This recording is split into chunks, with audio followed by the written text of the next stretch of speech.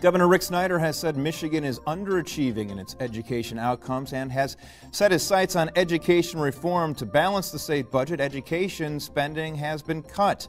Under Snyder's plan, districts will be funded based on performance outcomes. The bottom line, teachers and students will be held accountable. We discuss Michigan's education transformation on West Michigan Week.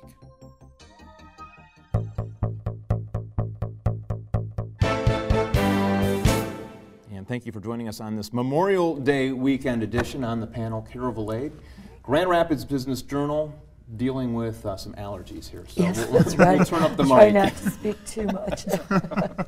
And LZ Granderson, at one time, you were following education as a beat reporter with the Grand Rapids Press, and now a CNN contributor. Thank you for joining us. Oh, thank you for having me. And our guest, Dr. Bernard Taylor, Superintendent, GRPS. Thank you for joining us. Thank you. Interesting day for you. Yes. Town hall meeting, the budget numbers coming in, $22 million being cut. It's our fiscal reality, and we've prepared, and we will present to the board for its adoption a balanced budget. It does make some pretty tough cuts, but we have tried to do it in a way that keeps the detriment of having to make those cuts as far away from students as we possibly can. But this is just the opening salvo, because as we start the 11-12 school year, we have to be focused on 12-13 and knowing that we're going to be at the same point again at that point. And you're dealing with some of the reforms coming out of the Snyder administration. Let's go through some of these briefly here.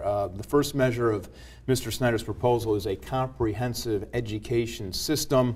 And that is early childhood development programs will be included in that, as well as increased integration of secondary and post-secondary education, and by that establishing a degrees matter system. It's a system which facilitates Snyder's goal that students be able to receive community college degrees and skilled trade credentials by their 13th year in school, and we can get into some of that. The second measure is a proposal for a performance-based system, and by that we're looking at performance-based funding. So schools must perform in reading, math, and other subjects, and then also teacher evaluations. And we're looking at awards for tenure based on demonstrated multiple years of effective teaching ability. And that requires that ineffective teachers, as determined by annual evaluation, enter a probationary status. And there would be a tenure appeal process that would also be a part of this. So you're looking at a number of issues here. Do they make sense in your mind? I think they make sense. I think that the Grand Rapids Public Schools has been on this road certainly during my tenure as superintendent, and so it's good to see that the governor and our legislators are learning from our example. I think the devil is in the detail, and I'd like to know more about what is how, like, for example, performance is going to be measured, because one issue is that performance has been measured as an absolute. Did you move this number of students to proficiency in 1 year? As opposed to, did students developmentally start at this point, and did you get them to a higher level of achievement over the course of the school year? Those are the types of details that I need to know more about before I can say that the governor or his proposals are on the right track.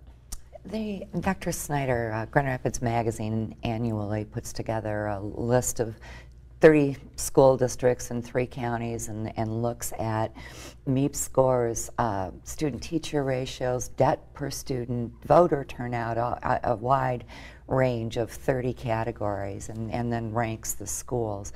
Grand Rapids Public Schools bumped up 9 places from a year ago. Wow. Do you expect that that kind of stride is going to be diminished in this process with the budgeting? Well, we already know, for example, that with changes to the way the state is looking at student achievement, the gains that we have made because of this change will look markedly different this time next year. We already know that. I mean, so the rate of proficiency that we see for students now will look significantly different next year. So we're at a point now where we're starting all over again. So we've got to recalibrate how we look at how we work with students, how we provide professional development for teachers, how we look at how we allocate resources, so that as we recalibrate what we have to do to reconnect student achievement with however the state is measuring it. We know that we have a significant amount of work to do. Now, so you're saying that our district has made gains over the past 5 years, and that's true. But through the stroke of a pen, through the decision of the State Board of Education and others, that how the state was calculating student achievement needed to be changed because they felt that it wasn't an accurate portrayal of where students should be. So because of that, we're forced to start all over again with fewer resources. So it makes a district like mine have some pretty insurmountable, well, what could be perceived as insurmountable hurdles. But what it means is that our public is going to have to understand that we are starting all over again in terms of student achievement. It doesn't mean that the children aren't capable. It doesn't mean that staff isn't working as hard as it possibly can. But it means that this recalibration at the state level can in some way is going to affect us. We just have fewer dollars now to deal with this recalibration. Now, as someone who has studied education, covered it as a reporter, write about it now, when I hear that, the first thing I think about is the documentary that Soledad O'Brien did last weekend. Mm-hmm. Did you see that by chance, Don't Fail Me? Where she was talking with the former governor of Tennessee. Mm-hmm. And they had those measurements. Students need to be at a certain level to get a certain amount of dollars. And then years later, there's the ex-governor just casually saying, yes, we lied. We lied so that we can keep the money coming in. We lowered the standards. We've altered the exams so that our students would be perceived as achieving, so that they can get the dollars that the government had dangling for them. Mm-hmm. And so when I hear that, I'm wondering, from you as a parent who has a child in GRPS, what's going to stop that from happening now that this has come about with Snyder's plan? What's going to stop the bar from being dropped as opposed to our kids moving up with the fewer resources? Well, I think we have to go back to the past and see how we learn from the past as a predictor of the future. See, what happened is a few years ago when that bar was set, it was designed in a way to say that some schools were doing so much better than others, okay? But now you see that playing field is now being leveled. Some of the same school districts who never had to worry about resources for their students now find themselves in the same plight that I'm facing. Mm-hmm. When we were making $70 million of cuts over the past 10 years, there was consternation in our community, in the Grand Rapids area about this, but I'm not sure that there was the same degree of consternation that's now permeating the entire county, and I would dare say probably the entire state. Mm-hmm. But now that everybody is faced with reaching a higher degree of proficiency, with fewer resources, now I think everybody is saying, hey, we've got to look at this. See, we pay a poverty penalty. Mm-hmm. We, as a school district that serves the demographic that we serve, we pay a poverty penalty. When people are talking about the governor's budget, what people don't realize is that there were specific payments given to school districts like ours that help us move students forward. We fought very, very tenaciously to ask for a restoration of categorical funds that were used to reduce class sizes in the early elementary grades. Now, if the governor is proposing an increase in funding for early childhood education, preschool, which is not mandated, it's nice. Mm-hmm. We encourage people to do it, and we should provide it. But if you're going to come down to a decision between providing a non-mandated service and a mandatory one, please restore the funds that I need so that the students who must be in school have them. But if you're going to validate early childhood education as a goal for the state, then you have to look at that there's continuation dollars that have to be given for these children to continue the progress they've been making once they started in preschool. Now, that's common sense to me, but for a district like mine, you can't then say, well, you're going to be like everybody else, when my demographic isn't like everybody else's. I mean, in the report that I know that your magazine does, our poverty rate is 89%. Yeah. 89% of our students, their family incomes fall below the poverty line for a family of 4. Now, it's 89%, and it's not getting any smaller. It's really now about financial resources in your mind. It is about what a a family is able to do for Exactly. the child at Exactly. that poverty level. I think our district, Affecting nutrition and Sure. health. I mean, if you could get into some of those where you see cause. this community has been wildly generous in its support of the school district. We have innovative programs like the Kent School Services Among Network. the highest with local resources. Exactly. We just received a renewal of our school health grant, or a school health clinic grant. So our students at the high school level will have school-based health services continue for the next 5 years. We've been very aggressive. I was about surprised pursuing- at how many students were using that, the dental and healthcare Yes. services. Again, but I want you to think about the preventative aspect of that. Because the emergency room is not the first line of preventative health care, because these students can have their medical needs taken care of in school. I want people to think about what the tax savings are for those types of things. So I think our district is doing its part to be fiscally responsible, to be aggressive about grant dollars, to put grant dollars to best use. Our bond rating increased even though we are financially challenged. Now, I want you to think about the significance of that.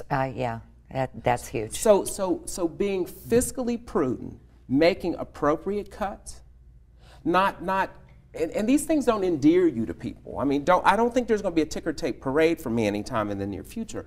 But I will say this. I will say that we have been fiscally prudent. We've kept our eye on making sure our students are well served and their families are well served.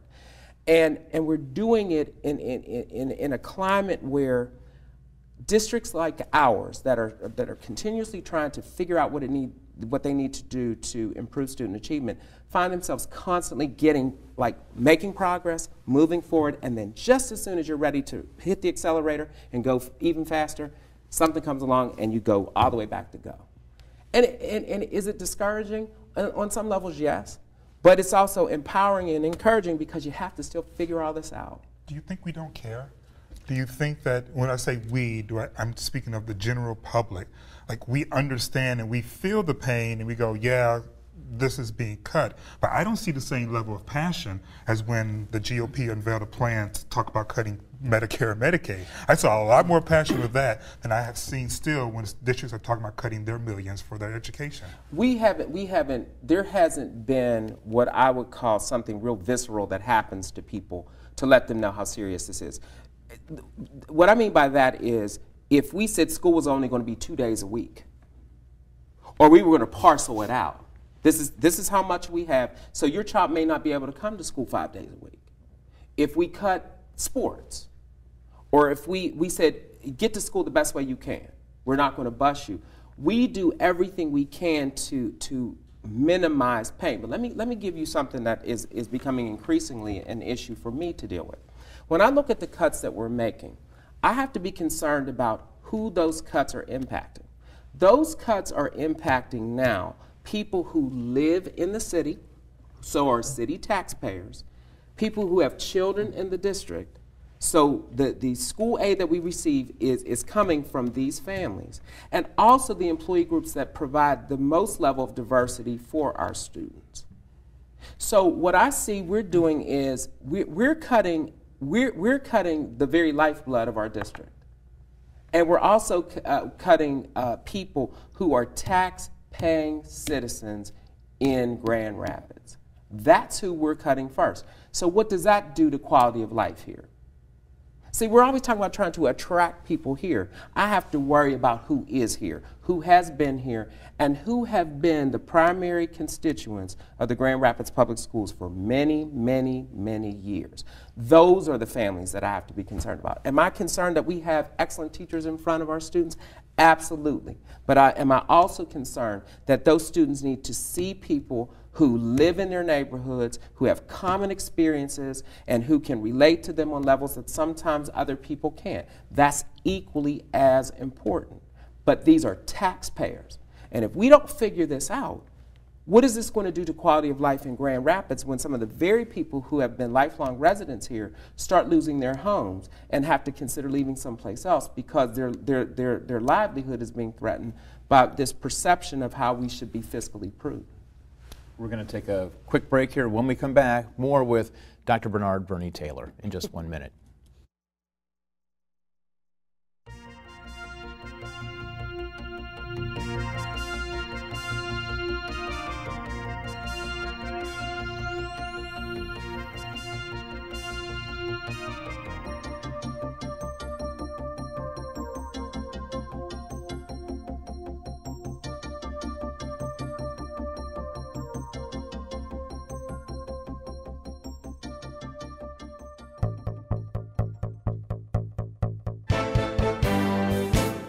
And we're talking education reforms with Dr. Bernard Taylor, Superintendent at Grand Rapids Public Schools.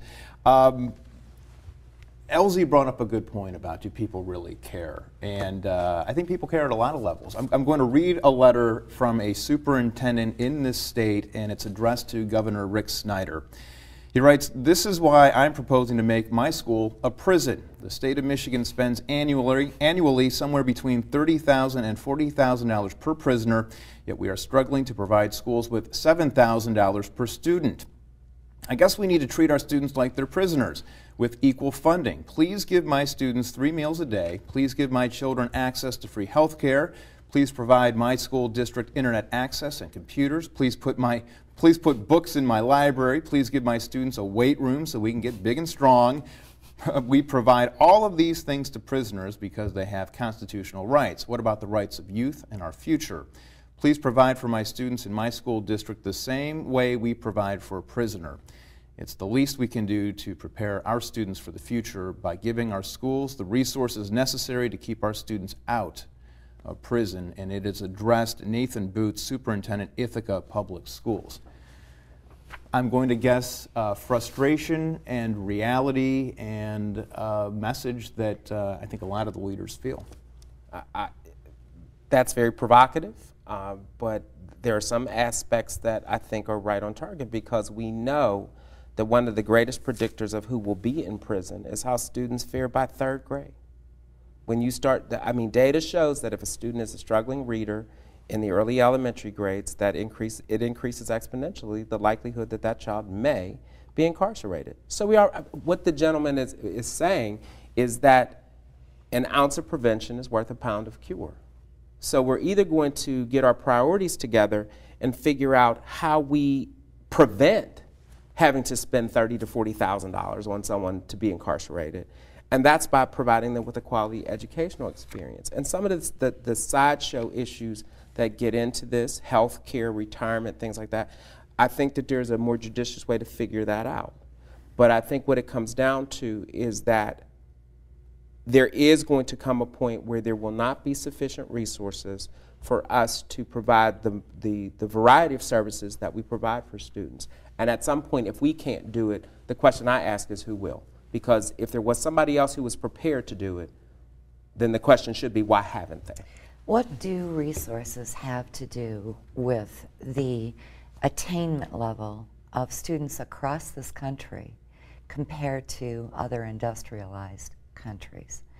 If you're looking at, the Asian students at the top of the ladder, and U.S. being almost last, what do resources then across this country have to do with those attainment levels? Well, I'm not sure that they're educating everybody to the degree that we educate people here in the United States. If I could pick and choose who to educate, and I could create a society or at least a social structure where there's a basic level of acceptance in some countries that it's not necessary for everybody to be educated well, because in some kind of way they're going to be taken care of.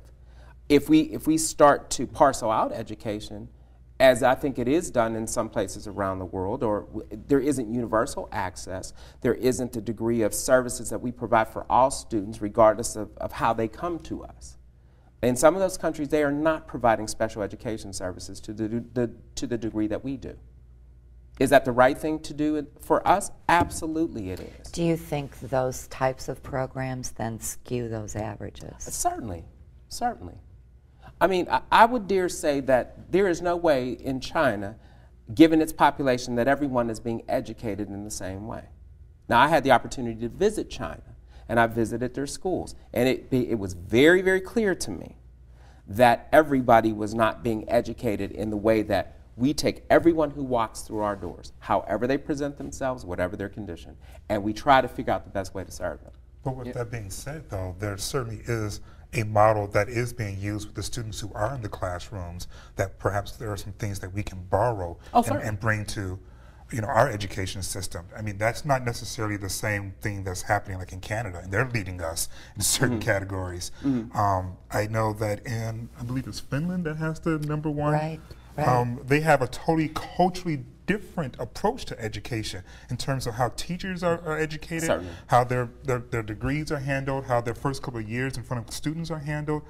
Culturally, people view teachers the way we view doctors and lawyers. And so I think there's a lot more than just the resources that's involved. It seems like an ideological shift. Well, I think first of all, there has to be some level of value placed on teaching, learning, and education in general. I mean, if I ask students how many of you want to be teachers, you might see one student raise his or her hand. Okay, it's not viewed as a profession.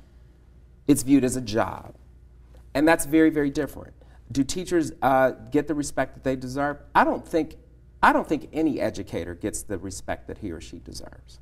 So how do you change that? I think you change it by one. There are things internal, and I think the governor is on the right track in looking at some of the reform of practices that need to go on. Tenure reform, our approach to tenure reform is let it be limited, strategic, but targeted. For example, we've created centers of innovation. What I want to be able to do is the staffs that buy into the vision of that school and are prepared to do whatever is called for by that vision, those individuals should be able to stay in that school regardless of their tenure status, seniority, or whether we have to engage in a layoff or not. So that type of change is something that we need to see happen, and it needs to happen now.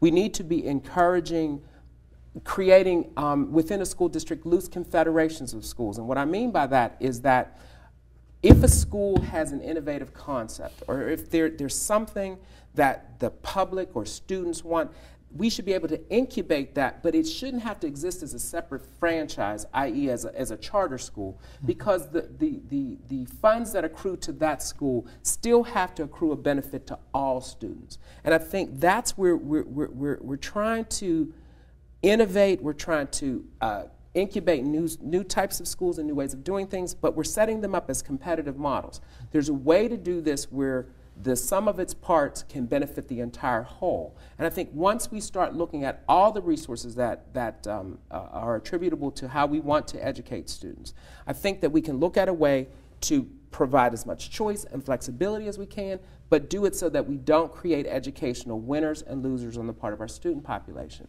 When we talked about higher education, we have to look at this problem of students pelling out, meaning that you have students who graduate from high school, and I'm going to put graduate in quotation marks because they earned enough credits. They then go to community college. They have to take a significant number of remedial courses, which they are paying to do. They then lose their Pell Grant eligibility because they have paid for these courses that are not credit bearing, and then they can't complete a 2 or 4 year degree.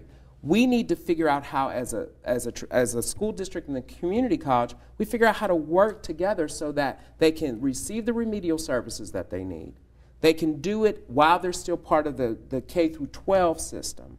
They can do dual enrollment and earn college credit as a K through 12 student.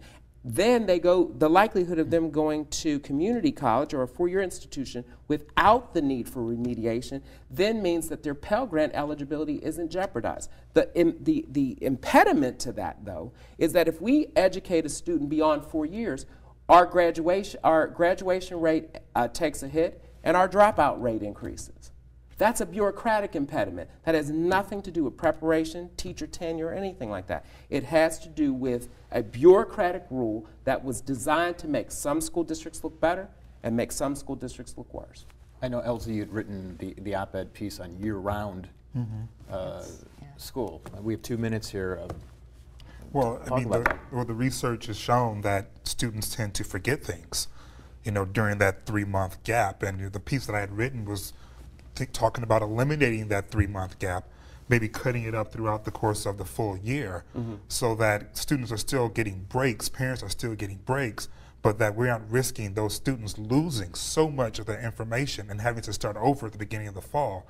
Do you see any validity in that approach? I think it's a twofold piece. I think that the use of time is going to be even more critical because we're engaged in a new endeavor with the Doug and Maria DeVos Family Foundation around summer learning loss.